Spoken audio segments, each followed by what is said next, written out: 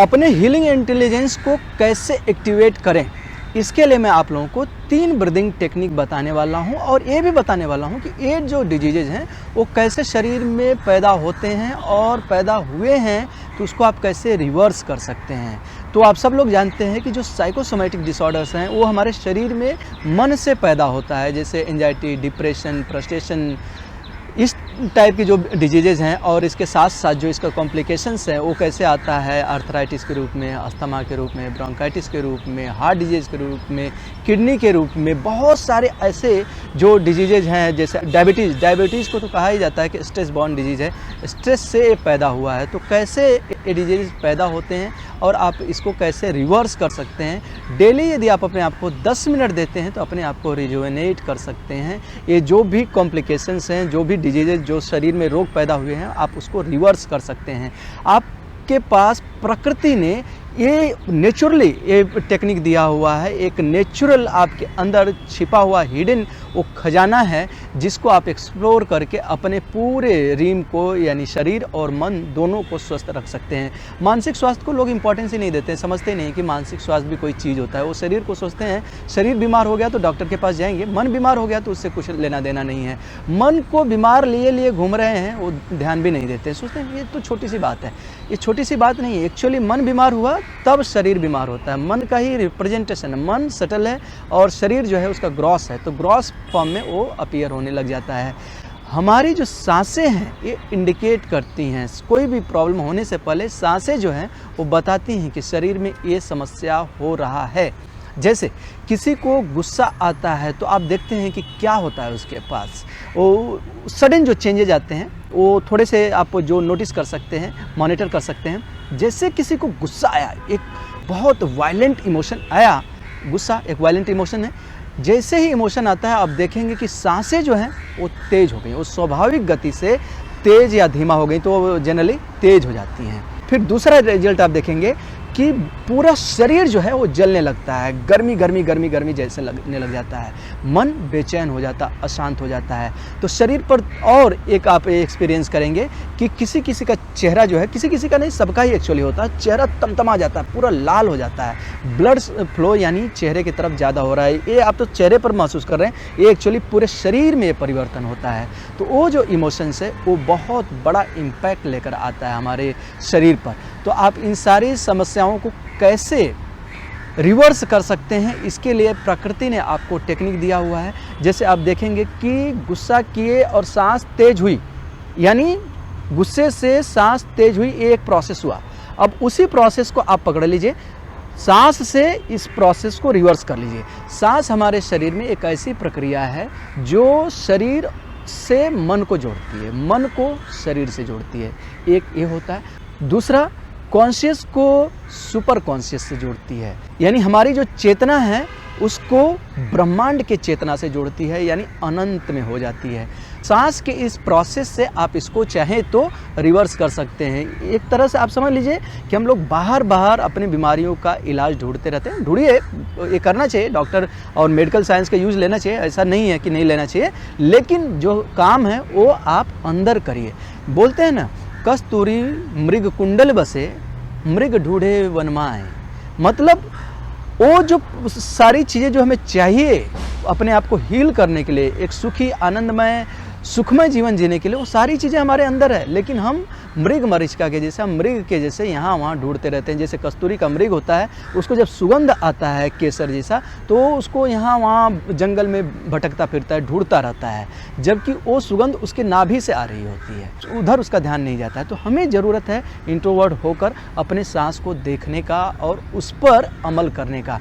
और इसके साथ साथ दूसरा आपको क्या करना चाहिए कि जब कोई बीमारी होती है तो आपका नींद जो है उसमें बहुत बड़ा रोल प्ले करता है। तो आपको जो नींद है वो 6 से 7 घंटे नींद लेनी है।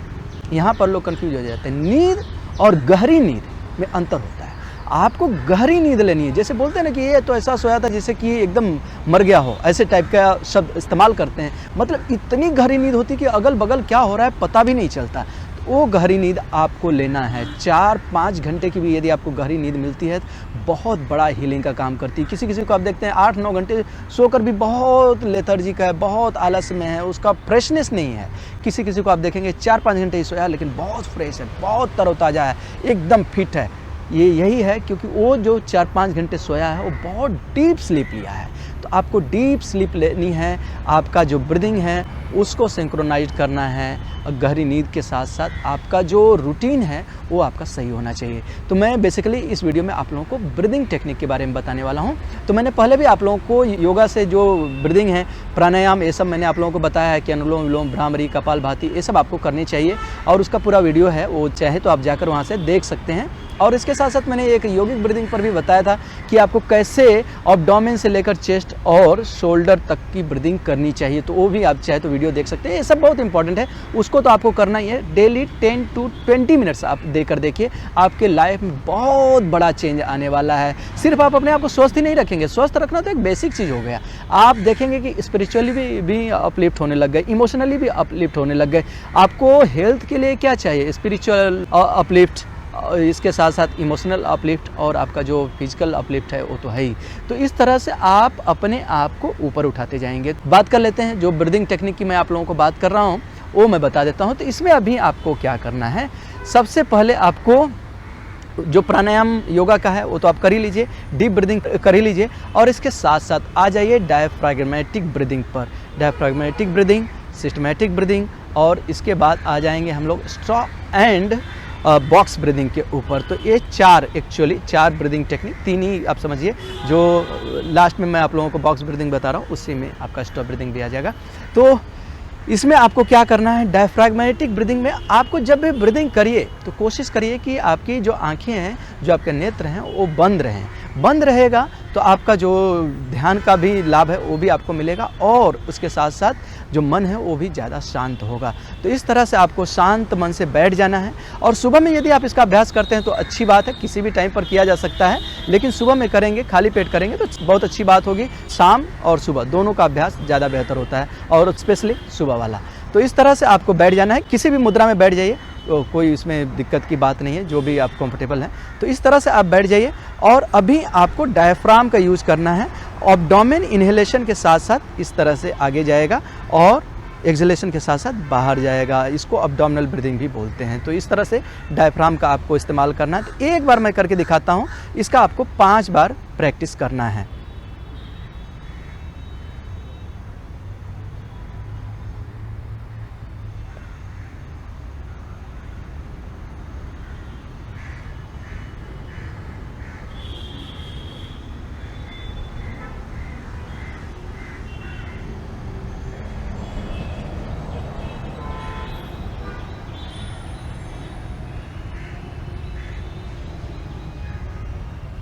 कोशिश करेंगे, मन में काउंट करेंगे कि 5 से 7 सेकेंड्स तक काउंट करिए। 5 से 7 सेकेंड्स तक आपको सांस भरनी है और उतने ही टाइम आपको सांस छोड़नी है। तो ये आपको ध्यान देना है कि इक्वल ड्यूरेशन पर सांस भरिए और छोड़िए, एब्डोमेन से करिए। तो आप देखेंगे आपका तनाव जो है अपने आप ही दूर होने लग गया, मन जो है अपने आप ही शांत होने लग गया।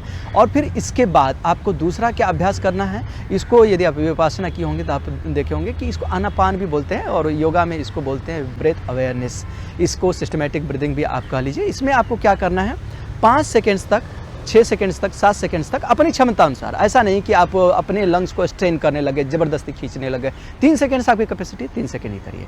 4 सेकेंड है, 4 सेकेंड ही करिए। तो इसमें आपको क्या करना है, चेस्ट से ब्रेथ करना है। चेस्ट से सांस भरेंगे और सांस छोड़ेंगे। हमें बीमारियां क्यों होती हैं? क्योंकि हमारी जो सांस है छिछली हो जाती है, बहुत छोटी सांस हो जाती है। सांस गहरी लंबी नहीं होती है, जितनी हमें चाहिए हर एक बॉडी पार्ट तक जो ऑक्सीजन है और वो पहुंचना चाहिए। वो ऑक्सीजन जो है वो आप सूक्ष्म स्तर पर जाकर देखेंगे तो वो प्राण को कैरी करता है। ऊर्जा जो है, साइकिक एनर्जी जो है वो सांस के थ्रू एक एक रोम रोम तक जाती है। तो सांस जो है वो व्हीकल का काम करता है। तो सांस कब पहुंचेगा, जब आप गहरी लंबी सांस लेंगे। तो हमेशा ये डीप ब्रीदिंग आपने कर लिया, अब यहाँ पर ब्रेथ अवेयर हो जाना है, यानी माइंड को हमें सिंक्रोनाइज करना है सांस के साथ में। तो इस तरह से मैं 5 काउंट कर रहा हूँ और मेरे साथ साथ आप भी कर सकते हैं, ये डिफिकल्ट नहीं है। आप एक बार देख लीजिए और दूसरी बार आप साथ में करिए। मैं 2 बार करता हूँ, तो इस बार देख लीजिए। मैं अभी 3 सेकेंड ही सांस भरता हूँ और 3 सेकेंड्स में छोड़ूंगा। थोड़ा सा मैं फास्ट रखूँगा ताकि आप लोगों को आसानी हो।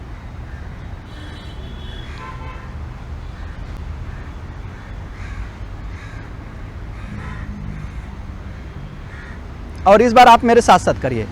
इनहेल करते जाइए, 1 2 3 4 5।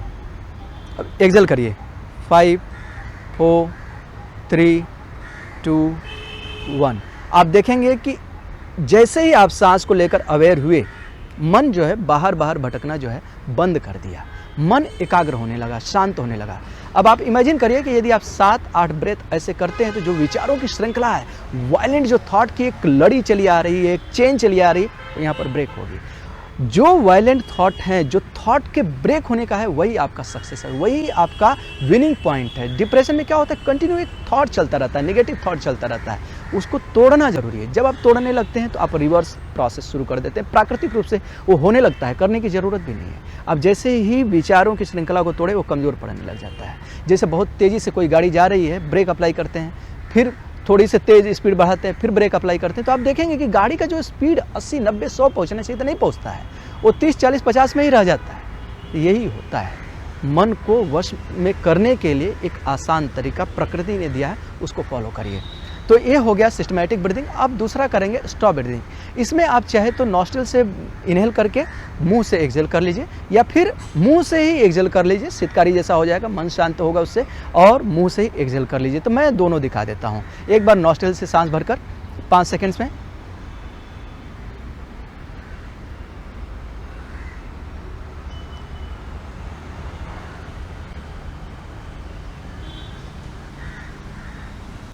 अब मैं मुंह से ही सांस भर रहा हूँ स्टॉक के जैसे 5 सेकेंड्स में।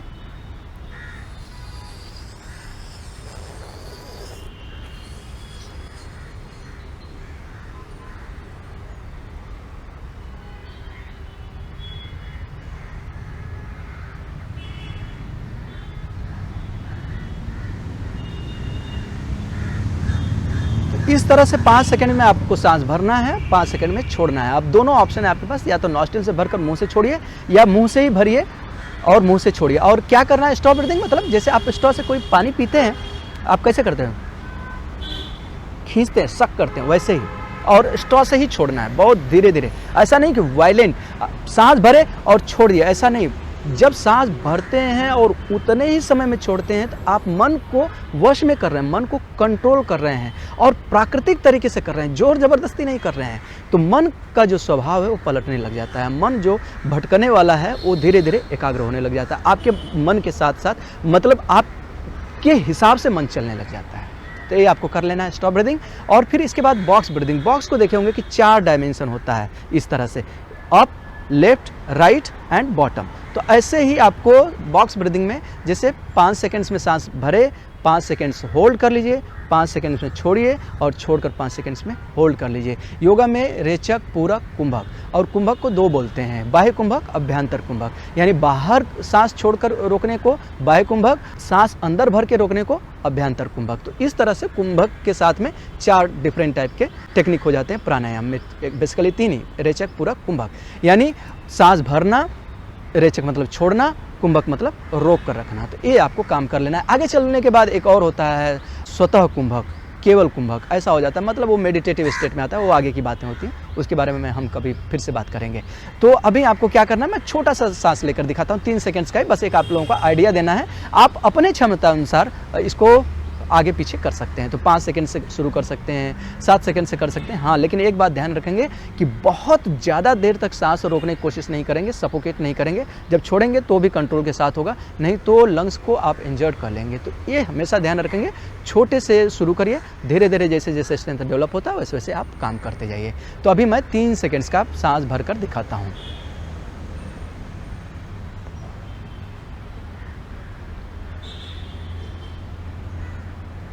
अब मैं छोड़ूंगा।